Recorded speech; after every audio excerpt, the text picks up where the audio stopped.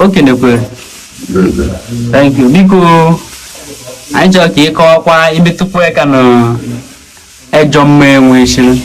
Mpiam mo na ihe na-evute mpịampịa mmụọ mmadụ ihe na-enwe ejọ mmụọ na ndụ anya.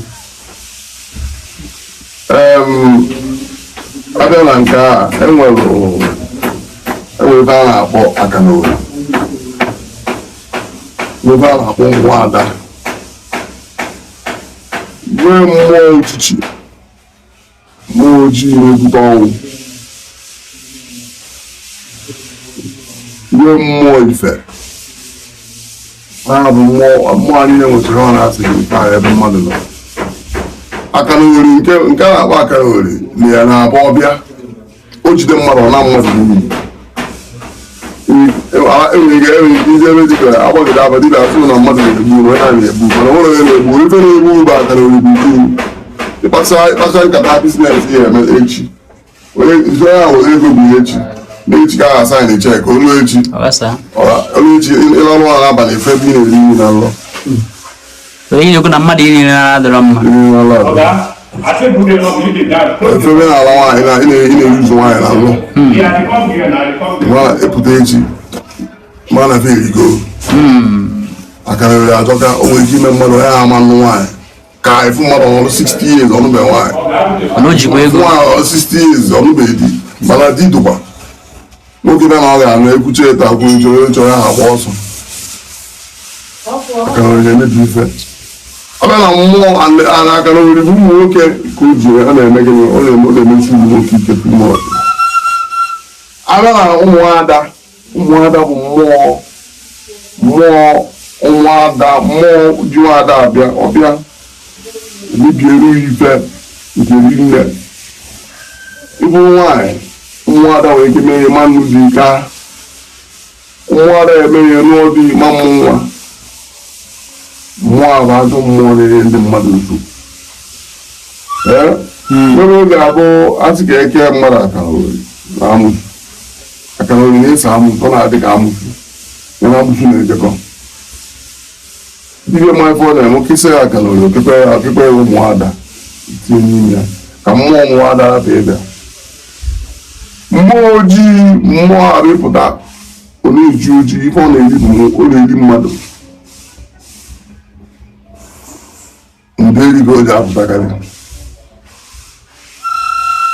ochi ibido enyi nke fụ mmadụ asị na nka onye awụrugo. Ọ bịa na famili o nwere ejide famili ọ waịpụ famili enwere ka nsị na ofu ife mere n'obi mmadụ a na-anwụ asị na anya bụ ife ndị oyibo na-akpọ spirit of death. Asị na bind the spirit of death from this home. Mmasị bụ na-adị ekpedi ya n'ekpere mana ọ na-adịkwa ọ nwere ife eji alụ ya bụ ọrụ ọ dị mma. Enwekwa mmụọ ọcha si adị anyanwụ aga. Mmụọ efu bụ mmụọ chi ndụ ihe mmadụ ka o ji alụ ọrụ.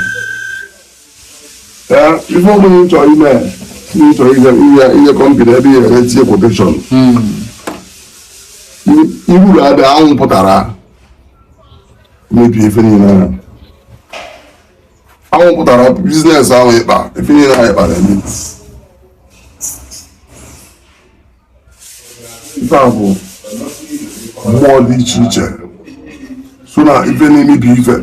Onwe ndị si n'ọnwa abịa na mmadụ, onwe ndị si n'anyanwụ bi ụwa, onwe ndị si n'ọnwa bi ụwa, onwe ndị si na mmiri bi ụwa, nwee ndị bụ ndị ikuku.